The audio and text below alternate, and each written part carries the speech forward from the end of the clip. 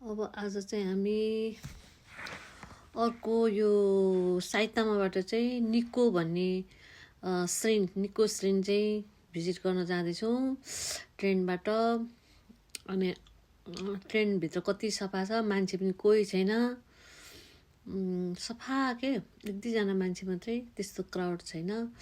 यो चाहिँ पर जङ्गलको कुनामा छ अरे। जाँदैछौँ, बुढाबुढी मक्खै छौँ, मेरो श्रीमानज्यू पनि मक्खै हुनुहुन्छ सफा देखेर के। त्यहाँको हावापानी एउटा मैला भन्ने छैन, कति राम्रो छ। बाहिर हेर्नु ठाउँहरू कति राम्रो छ। यो बस्ने ठाउँ पनि कति सफा, ट्रेन पनि कति सफा, यस्तो छ।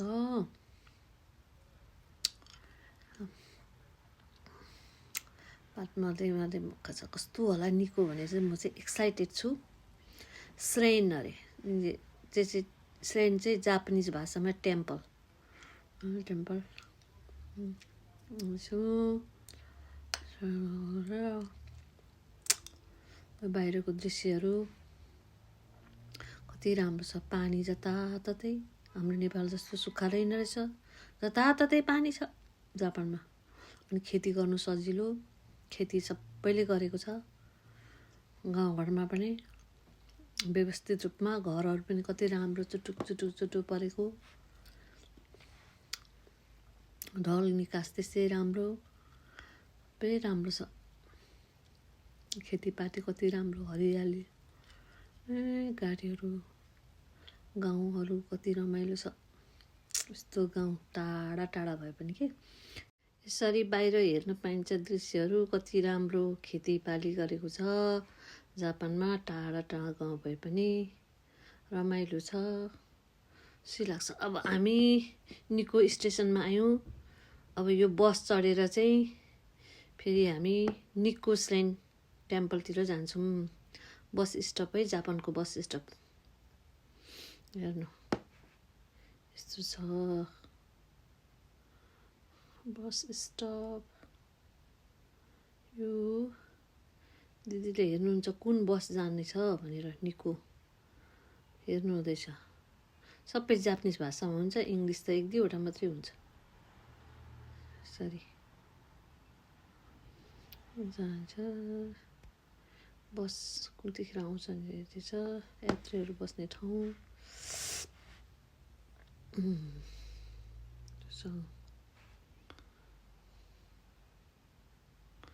अब हामी यो बस चढेर अब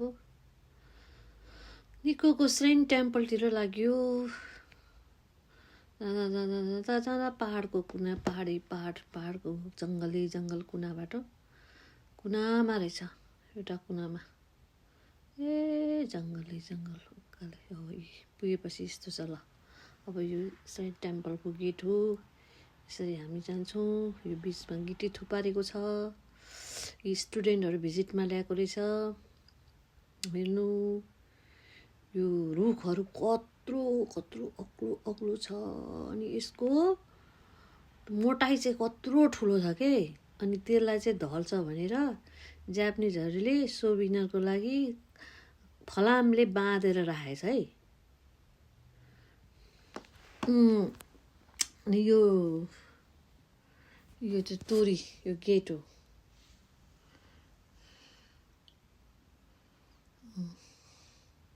निकोको गेट हो। यहाँबाट भित्र जाने हामी, यसमा बाँधेर रहेछ। यो चाहिँ दबाई लाउँछ अरे रुखलाई, जापानिजहरूले दबाई राखेर बाँचिराखेको। टेम्पल जाने, अनि यहाँ कस्तो बाँदरहरूले पनि जानेको कि, कान पक्रिने, मुख चुप लाग्ने, सबै कति राम्रो साइनहरू यो मन्दिरको बामा राखेको छ। यो पिक्चरहरूमा त्यस्तो छ। त्यहाँबाट उकालो कति जानुपर्छ, यो मन्दिर उकालो, यो डाँडा उकालै छ। यहाँ चाहिँ सबै नक्साहरू राखेको छ, रुखलाई यसरी बार लाएर संरक्षण गरेर राखेको। हेर्नु त्यो दुईटा रुख हेर्नु त कत्रो ठुल्ठुलो छ त्यसको हाँगा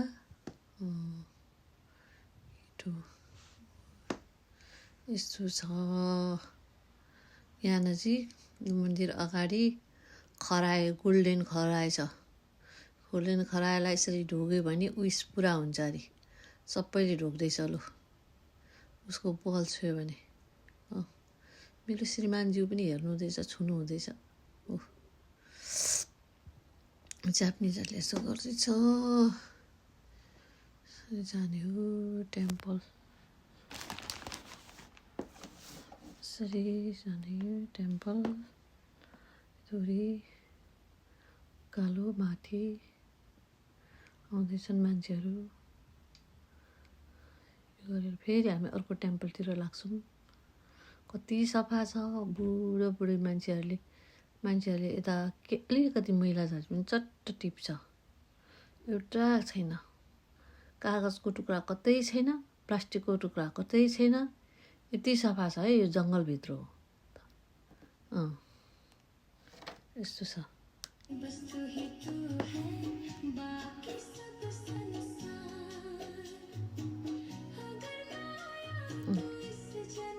मन्दिर कति राम्रो छ।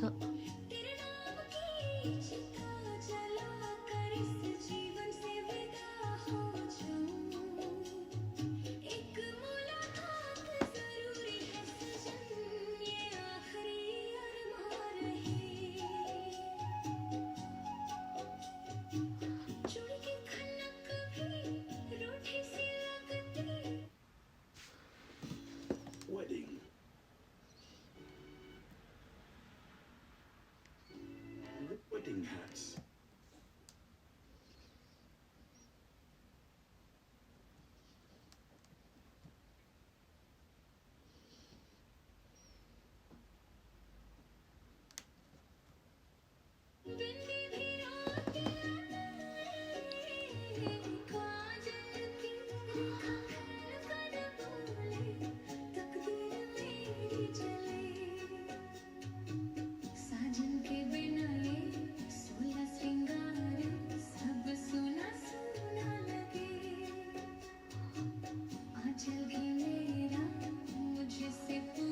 मन्दिर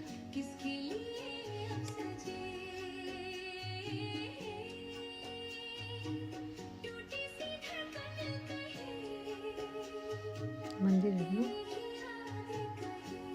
माथि कुना डाँडामा हो।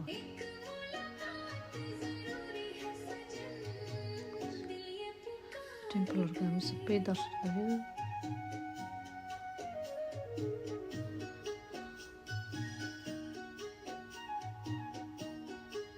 हाटहरू कस्तो राम्रो गरेछ भित्र मन्दिर।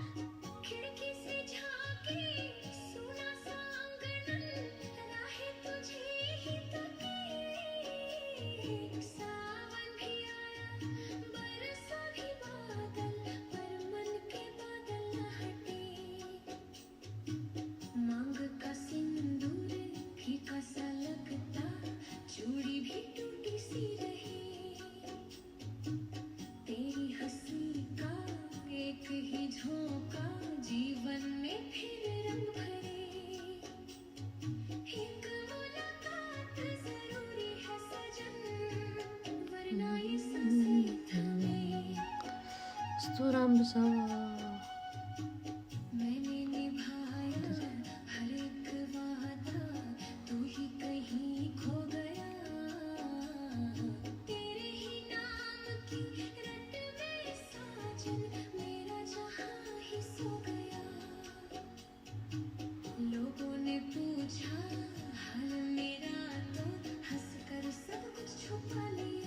कस्तो राम्रो छ मन्दिर।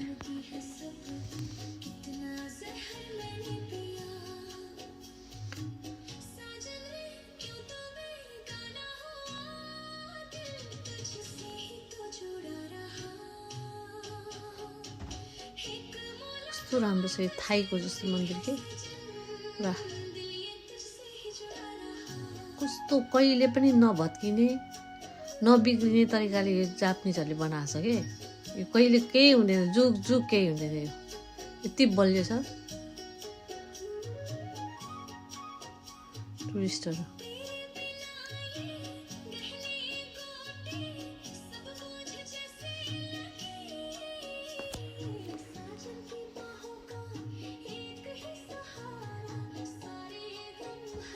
ल अब हामी निको दर्शन गरेर झऱ्यौँ। अब हामी चाहिँ फेरि तोबु ओल्ड स्क्वायरतिर जाने। अब यो चाहिँ फेरि यहाँबाट बसमा चढेर फेरि निको स्टेसनमै आउनुपर्छ। यो ठाउँहरू हेर्नु कति राम्रो, निकोबाट निस्किँदाखेरि बाटो हेर्नु त।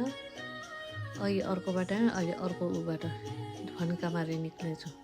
यो हेर्नु न, घर बनाउँदा पनि कस्तो राम्रो ढुङ्गाको ऊ लाएर जग लाएर नभत्किने तालले जुग जुग केही नहुने तरिकाले बनाएको। यो नजिकको ऊ हो ब्रिज। पानी कस्तो राम्रो छ, पानी सफा। ए पुल तरेर हेर्नु। अघि हामी बस चढेर माथि पुग्यौँ, माथि पुगेर फर्केर अहिले तल ठ्याक्कै यता फेरि पुलबाट झरेर अब हामी। मलाई चाहिँ साह्रै राम्रो लाग्यो। यो हेर्नु न, यो चाहिँ पुरा ऊ जस्तो के पोस्टरको जस्तो के, पोस्टर जस्तो।